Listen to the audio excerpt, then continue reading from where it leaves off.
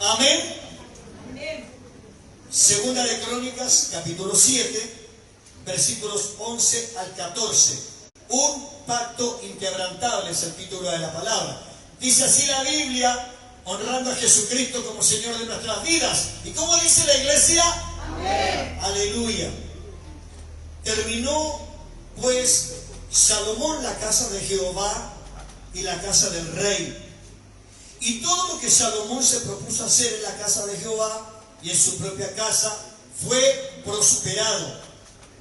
Y apareció Jehová a Salomón de noche y le dijo, escuche bien, yo he oído tu oración y he elegido para mí este lugar por casa de sacrificio. Si yo cerrare los cielos para que no haya lluvia, y si mandare a la langosta que consuma la tierra, o si enviare pestilencia a mi pueblo, si se humillare mi pueblo, sobre el cual mi nombre es invocado, y oraren, y buscaren mi rostro, y se convirtieren de sus malos caminos, entonces yo oiré desde los cielos, y perdonaré sus pecados, y sanaré su tierra. Gloria al Señor. ¿Alguien dice amén? Amén. Entonces yo oiré desde los cielos, dice el Señor, y perdonaré sus pecados y sanaré su tierra. Tomen asiento, hermanos. Dios les bendiga. Gloria al Señor. Un pacto inquebrantable es el título de esta palabra. Hermanos, malamente, esta palabra generalmente se toma, pero yo no la he tomado porque sea la ocasión, pero generalmente cuando ocurre alguna catástrofe, cuando ocurre alguna situación extrema, cuando ocurre alguna situación dolorosa, como que el liderazgo de la iglesia corre a esta palabra. Hermano, ¿por qué dije malamente? Porque resulta que esta palabra no la dijo Dios en una catástrofe. Dios no la habló en una situación extrema. Si bien es cierto, el pueblo de Israel siempre vivía en situaciones extremas debido a su idolatría, debido a su espíritu pagano que aún todavía traían desde Egipto, y más que nada por la rebelión del pueblo, Porque el pueblo, hermano, aun cuando veía las grandes obras que Dios hacía, el pueblo seguía con un corazón endurecido. Entonces, hermano amado, esta palabra puede ser muy oportuna hoy día. ¿Por qué razón? Mucha gente corre a Cristo. Mucha gente clama al Señor. Mucha gente busca a Dios, pero ¿cuándo lo hace? ¿En qué circunstancias lo hace? Generalmente lo hacen en circunstancias de dolor. Generalmente lo hacen en circunstancias difíciles. Generalmente lo hacen en circunstancias en que pareciera que ya el agua le ha llegado al cuello mismo. Entonces, Dios no quiere eso, hermano. Dios no quiere eso. Siempre hemos dicho, Dios habla antes de tiempo. Dios habla a tiempo. Y Dios también puede hablar después de tiempo para invitar a los que quieran a tener una reacción respecto de Dios. Pero la Biblia claramente dice que esta palabra Dios la habló cuando Salomón, hijo de David, terminó la construcción del templo de Dios, Ahora, Salomón, para construir este templo de Dios y la casa de él también, utilizó lo mejor que había. O sea, entonces no podríamos decir que Dios estaba disgustado por lo que Salomón había hecho. Al contrario, Dios conocía el corazón de Salomón. Dios conocía el corazón de este hombre, porque cuando él fue puesto frente al pueblo, él tuvo una oración que Dios le escuchó también. Si esta no es la primera oración que Dios le oye. Dios le escuchó la oración cuando él fue puesto frente al pueblo, cuando él fue puesto en el lugar de su padre David, cuando él oró y pidió a Dios que no le diera riquezas. Le dice, yo no pido riquezas, yo lo que pido es sabiduría para poder dirigir, poder gobernar a este pueblo tan grande. Ahora, esa palabra grande no quería decir que fuera un pueblo tremendamente numeroso o el más numeroso de los pueblos de la tierra. Pueblo grande porque era el pueblo de Dios. Pueblo grande porque todo lo que es de Dios es grande. ¿Alguien dice amén? Todo lo que es de Dios es grande porque Dios mismo es grande. Santo. Entonces dice que Él terminó la construcción. La construcción fue hecha con lo mejor que podía haber habido. Hermano, qué interesante es cuando Dios sabe, cuando Dios ve el espíritu nuestro en el trabajo de su obra. Cuando Dios ve la actitud del corazón en el trabajo de su obra. Cuando las cosas no las hacemos ni por codicia, ni por avaricia, ni por envidia, ni por obsesiones, ni con un corazón sucio, sino las hacemos para la alabanza del Señor. Y Dios eso lo pesa, Dios lo ve, Dios lo conoce. Y como Dios lo conoce, en el momento de que Dios hable, Dios bendice aquello, Dios bendice aquello. Dios se agradó de la casa que levantó Salomón. Dios se agradó. Dice que el día que terminó la obra, esa noche le apareció Jehová. Mire qué interesante. Le apareció el Señor a Salomón y conversó con él. Dios conversa con Salomón. Y mire la conversación que tiene Dios con Salomón. Dice que además todo lo que Salomón hizo fue prosperado. Gloria al Señor. Dice, y apareció Jehová a Salomón de noche y le dijo, yo he oído tu oración. Gloria a Dios. ¿A cuánto les alegra saber que Dios les ha oído lo que han pedido? Ahora, cuidado. Si Dios no ha oído su oración o no le ha respondido lo que usted quería, no es que no le haya escuchado. Significa que a lo mejor lo que está pidiendo no está de acuerdo con lo que Dios quiere hacer. Porque el apóstol Santiago dice que pedís y no recibís.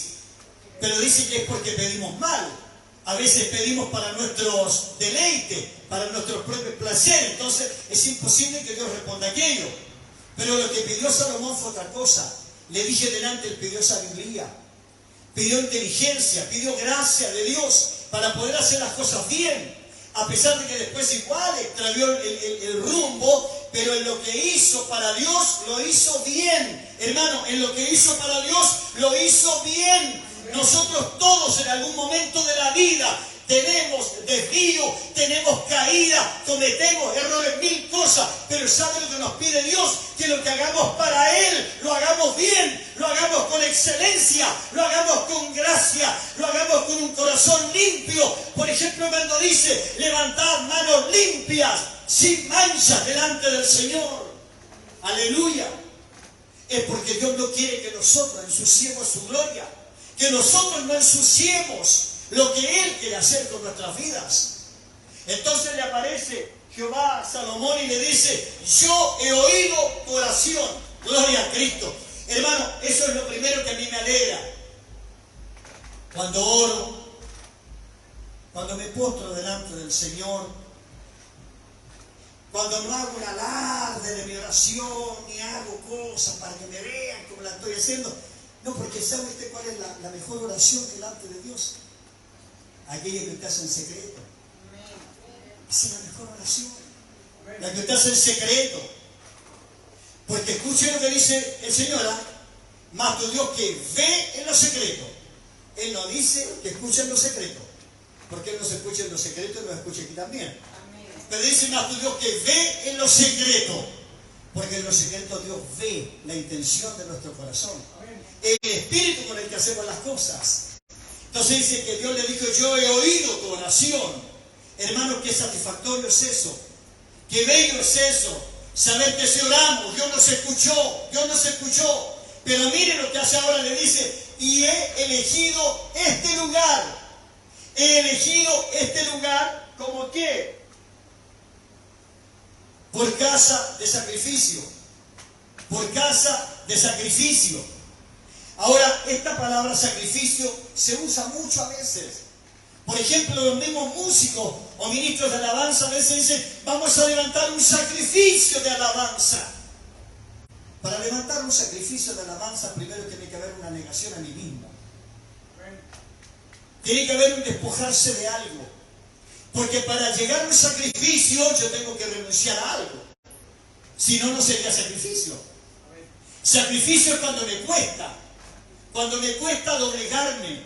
Cuando me cuesta soltarme de las cosas que a mí me gustan.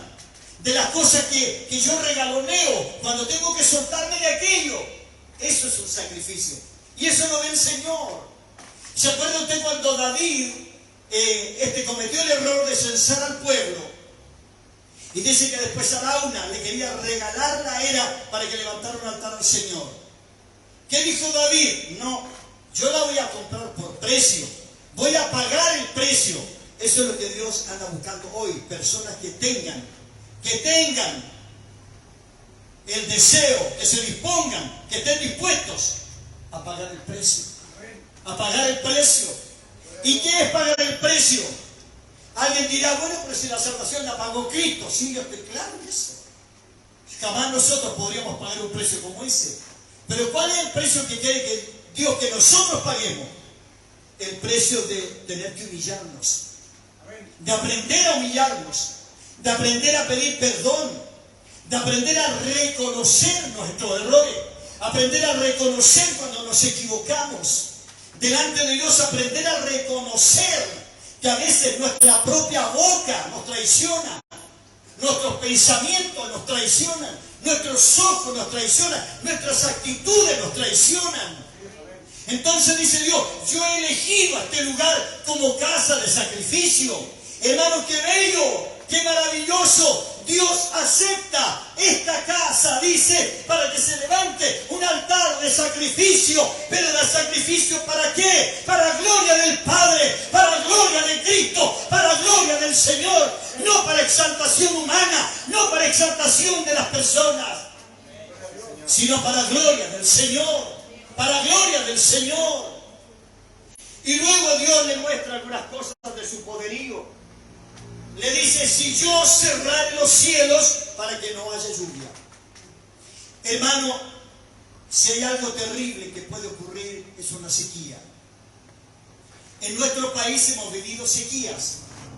Hemos vivido sequías en donde los animales mueren de sed, en donde las siembras se secan, en donde se encarecen las cosas producto de una sequía. Una sequía trae consigo daño, dolor, angustia. ¿A quién no le entristece ver una tierra que un día fue fértil, verla estéril, quebradiza y que no tiene ni una sola gota de humedad? Trae tristeza. Entonces Dios le dijo, si yo cerrare los cielos para que no haya lluvia. Hermano, si Dios cerrare los cielos, ¿quién los podría abrir? Solamente Él. Solamente Él. Si yo dijera, porque esta nación, mire, escuche hermano esta palabra. Si Dios dijera, porque esta nación me ha fallado, porque esta nación me ha vuelto la espalda, porque esta nación no me ha buscado, porque esta nación se ha transformado en un pueblo pagano e idólatra, yo cerraré los cielos. ¿Se imagina lo terrible que sería? Pues a Israel le sucedió. A Israel le sucedió. 3 años y un poco más estuvieron los cielos cerrados. 3 años y un poco más estuvieron los cielos de Israel cerrados por boca de Dios, por palabra de Dios. ¿Por qué? Porque había un rey gobernando en Israel cuya mujer había sobrepasado la autoridad del marido y todo era un desorden, todo era un desorden. Hermano, cuando hay desórdenes en el matrimonio, cuando hay desórdenes en la familia, cuando hay desórdenes en cualquier orden de cosas, a Dios le incomoda, a Dios le incomoda. ¿Sabe por qué? Porque Dios es un Dios de orden. ¿Alguien dice amén? Amén. Porque Dios es un Dios de orden. Cualquier desorden al orden de Dios hará que a Dios le moleste. Hará que a Dios le moleste. Y entonces dice, si yo cerrare los cielos para que no haya lluvia. Pero eso no es todo. Eso no es todo. Dice, y si mandare la langosta que consuma la tierra. Hermano, en el libro del profeta Joel, en el capítulo 1, 1 hay un episodio terrible. Un episodio terrible, hermano, de la grande devastación que vivió el pueblo de Israel, y lo ilustra ahí la palabra, cuando dice que lo que quedó del revoltón lo comió el saltón. Lo que quedó del saltón lo comió la langosta. Y lo que quedó de la langosta lo comió la oruga. O sea, devastación total, devastación total. ¿Se imagina? Si hoy, hermano, estamos tristes, nuestro corazón se aprieta al saber lo que está ocurriendo en la 8ª región de nuestro país. ¿Se imagina? Si en todo nuestro país, en la larga y angosta faja de tierra, se cerraran los cielos, viniera pestilencia, viniera la langosta y comiera todas las cosechas, hermano. ¿Se imagina lo que pasaría? ¿Se imagina cómo quedaríamos? Y yo creo que lo primero que haríamos es decir: Dios, ¿dónde estaba usted? Señor, ¿por qué usted no nos defendió? ¿Y si Dios ya lo habló? Si Dios ya lo habló antes, hermano. Dios lo habló antes. Pero aquí está la importancia de esta casa que Salomón había levantado. La importancia de esta casa, de este lugar, que el Señor dijo: yo lo tomaré como lugar de sacrificio. Dice el Señor: si yo cerrare los cielos para que no haya lluvia, y si mandare a la langosta que consuma la tierra, o se enviare pestilencia a mi pueblo. ¿Cuál es el pueblo del Señor? ¿Se fue la iglesia? ¿Cuál es el pueblo del Señor? Y si viniera pestilencia a nosotros, que somos su pueblo, ¿qué le diríamos? Señor, no somos sus hijos. Señor, no somos su pueblo. Señor, no somos los que le servimos todos los días. Y Dios nos dijera así: pero ¿cómo me habéis servido? ¿Cómo lo habéis hecho? ¿Lo habéis hecho con un corazón honesto?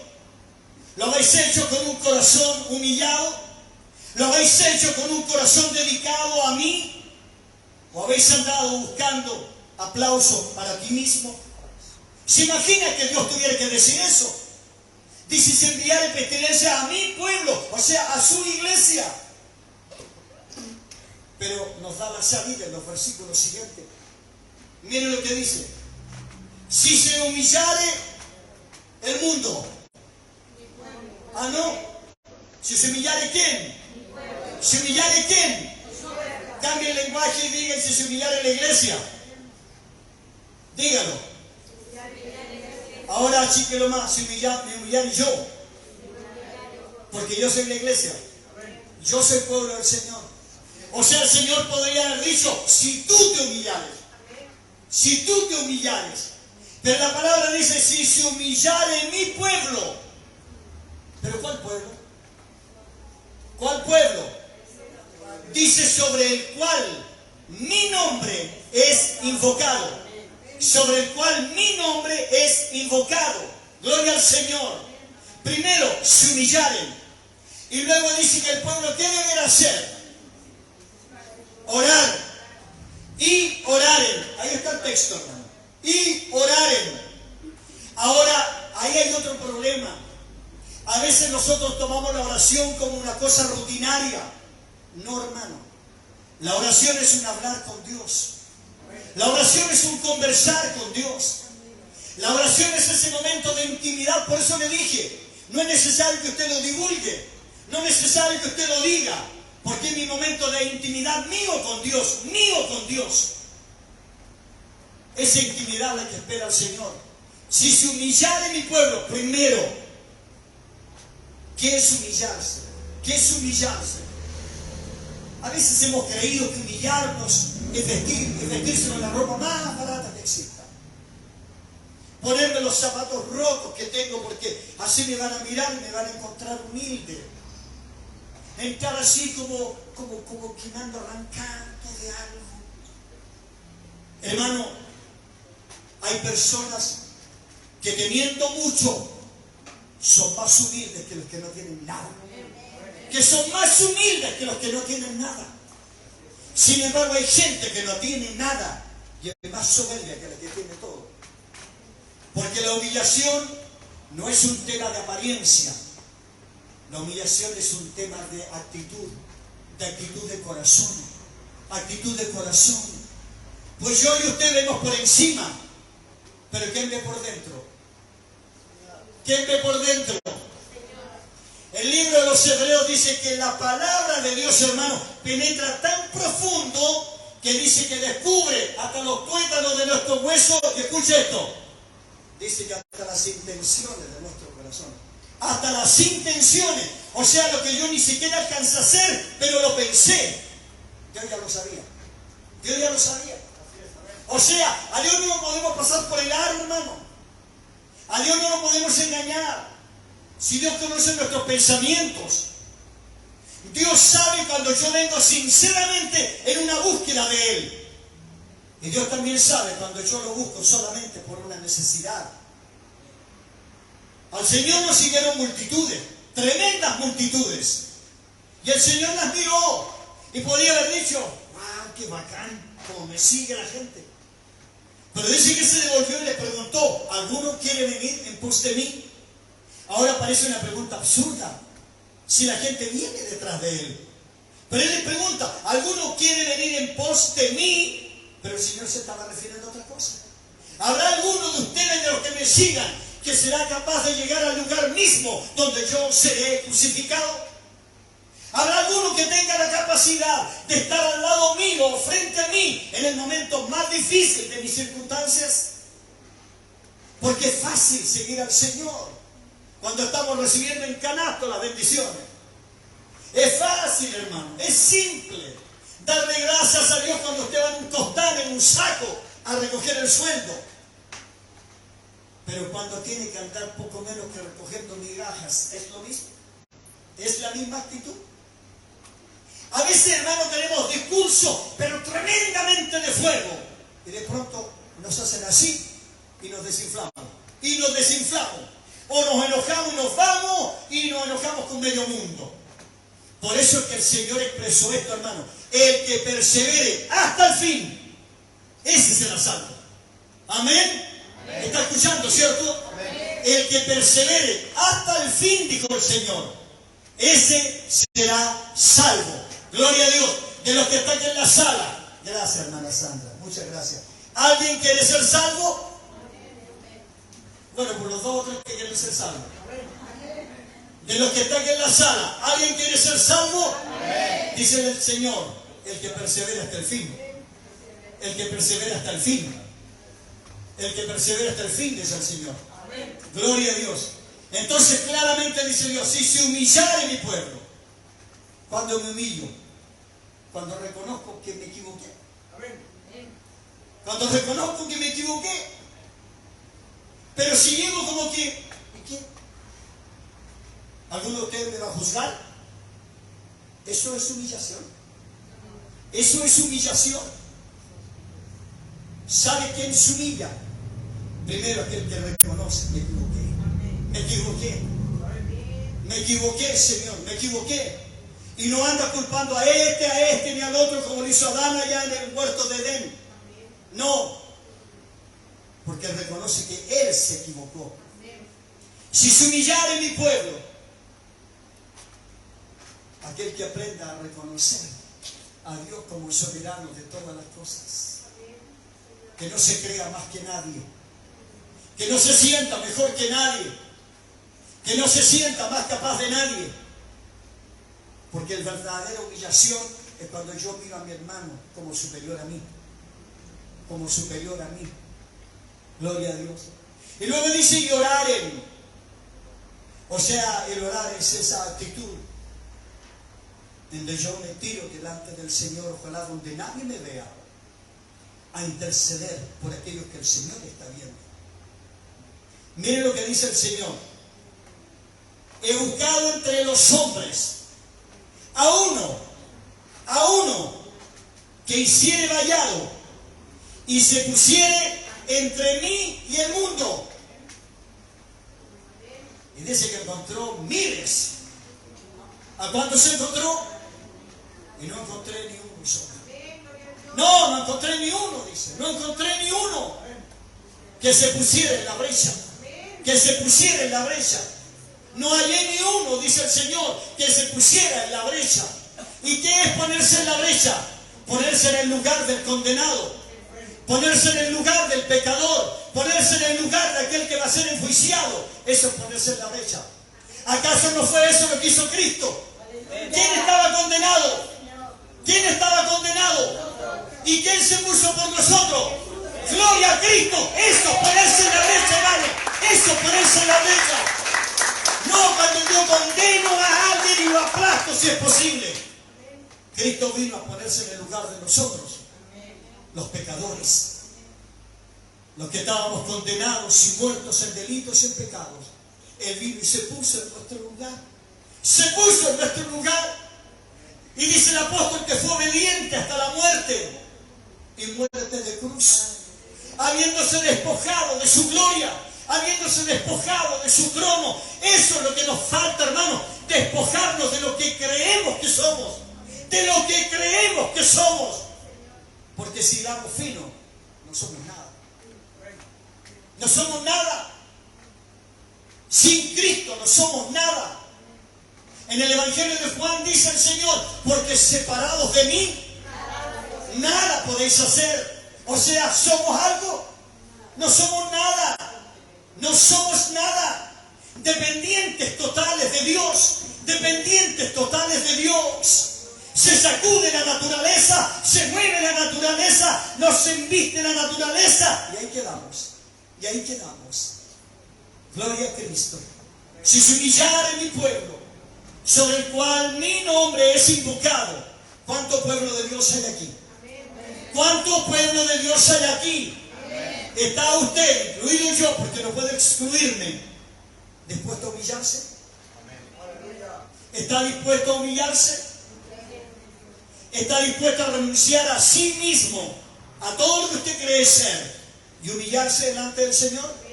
Luego dice, y oraren, pero aún falta, se apartaren de sus malos caminos. Porque a veces creemos, hermanos, que podemos llevar la mochila con algunas cositas guardadas, que no queremos despojarnos de ellas. Y es imposible, así no se puede. Así no se puede, hermano. Así no se puede. No se puede. Porque no podemos servir a dos señores. No podemos servir a dos señores. Decir servir a Cristo, pero a la vez también servir al mundo. No podemos. No podemos. Y usted dirá, qué terrible palabra. Es que si Dios no habla así en estos tiempos, hermano, ¿sabe lo que pasa? La iglesia no reacciona. La iglesia no reacciona. No podemos servir a dos señores. O sirvo a Dios o sirvo al mundo. Una de dos. Frío o caliente. Pero tibio. Ser vomitado de la boca de Dios. Entonces dice el Señor, si se humillare mi pueblo, sobre el cual mi nombre es invocado, y oraren, y se convirtieren de sus malos caminos. Mire, que hay un tema que es personal, hermano, que es personal. Aquí cada uno conocemos la piedra que llevamos en el zapato. Cada uno. Cada uno sabe, hermano, la herida que le está supurando. Cada uno sabe lo que lleva en el corazón. Eso lo sabe usted y también lo sé yo. Pero le tengo una mala noticia. ¿Sabe cuál es? Que también lo sabe Dios. Que también lo sabe Dios. Entonces, se convirtieron de sus malos caminos. Hay gente que quiere esperar una respuesta de Dios. Que quiere que el Señor esté ahí en el momento de su aflicción. Y Dios dirá, pero cuando no tienes el problema, ¿por qué no estás ahí? ¿Qué te estorba? ¿Qué te priva? Gloria a Dios. Amén. Y se convirtieron de sus malos caminos. Gloria a Dios. Y buscar en mi rostro. ¿Qué es buscar el rostro del Señor? Miren, vuélvalo de delante. No es necesario que hagamos alardes de lo que hacemos. Pero qué complicado cuando 4:30, 5 de la mañana usted ya no puede seguir durmiendo. No puede dormir. Y no puede dormir. Y quiere como conciliar otro poco de sueño, pero no puede. Y el Señor lo comienza a amonestar. Y lo comienza a amonestar el Señor ahí. Y lo comienza a amonestar el Señor ahí. Y no solo amonestarlo, sino que le da palabra mientras está ahí. Le da palabra. Esta madrugada el Señor colocó una palabra en mi corazón mientras estábamos ahí. La iglesia necesita tres cosas hoy día. Necesita disciplina, necesita dirección y necesita ser perseverante. Esas tres cosas el Señor me las dio temprano, no eran ni las 5 de la mañana todavía. Gloria al Señor. Y si buscar en mi rostro. ¿Cierto? Esto es como cuando la persona dice, voy a salir a buscar trabajo. Se levanta a las 11 y a las 12 del día sale a buscar trabajo. ¿Quién encuentra trabajo a esa hora? ¿Quién encuentra trabajo a esa hora? Decía un hermano, yo le gano a los pájaros levantarme. Y antes que los pájaros le canten una canción a Dios, yo estoy ahí en el oído ya. Y pareciera que Dios está solito para escucharme a mí nomás. Y buscar en mi rostro. Y alguien dirá, no sirvo para esto. Si esto es el Evangelio, entonces yo no puedo. Si esto es el Evangelio, entonces yo no puedo.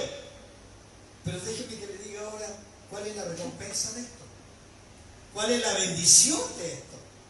¿Qué es lo que viene a consecuencia de esto? Dice el Señor que si tales cosas hiciéramos, dice que primero Él oirá desde los cielos. ¿Cuántas oraciones de los que están aquí están estorbadas? ¿Cuántas peticiones usted tiene sembradas y hasta aquí no ha tenido respuesta? No ha tenido respuesta. Y usted ha dicho que Dios no me oye. No, si Dios oye. Pero dice que luego de estas cuatro actitudes, dice que Él nos oirá desde los cielos. Gloria a Cristo. ¿Qué distancia hay de acá a los cielos? Pero Dios oye. ¿Por qué oye? Porque Él es omnisciente y omnipresente. Está en todo lugar y todo lo sabe. Y todo lo sabe. Dice entonces yo oiré desde los cielos y perdonaré sus pecados. Hay alguien aquí en la sala, pero no levante la mano que le da vergüenza, solo reconózcanlo. Hay alguien aquí en la sala que necesita que Dios lo perdone de algo. Le dije, no diga ni amén ni levante la mano, solamente ahí digan.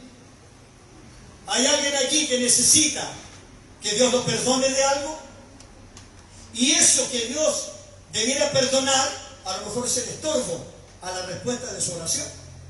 A lo mejor ese es el estorbo, la traba. Ahí a lo mejor está estancada su bendición. A lo mejor ahí está enredada su bendición. Gloria a Dios. Oiré desde los cielos.